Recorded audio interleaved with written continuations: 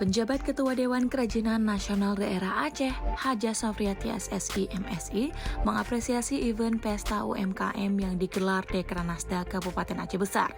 Menurutnya, event tersebut begitu bermanfaat untuk pengembangan para pelaku UMKM.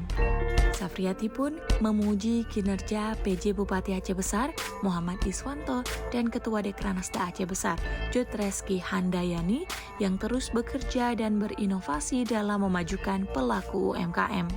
Pujian dan apresiasi itu disampaikan oleh Safriati saat memberikan arahan dalam acara penutupan Pesta UMKM Aceh Besar di kantor Dekranasda Aceh Besar pada Minggu 24 November 2024 malam. Perempuan yang akrab disapa Kak Nana itu mengakui jika kualitas perajin dan pelaku UMKM Aceh Besar lebih baik dibanding daerah lainnya di Aceh.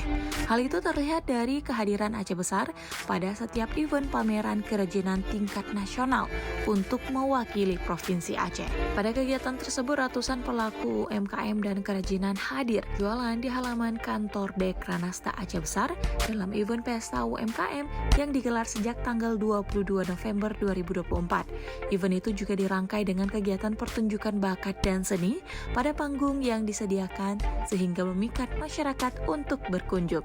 Pada malam penutupan, PJ Bupati dan Ketua Dekranasda Aceh Besar juga memberikan penghargaan berupa plakat dan uang pembinaan untuk puluhan pelaku UMKM Aceh Besar.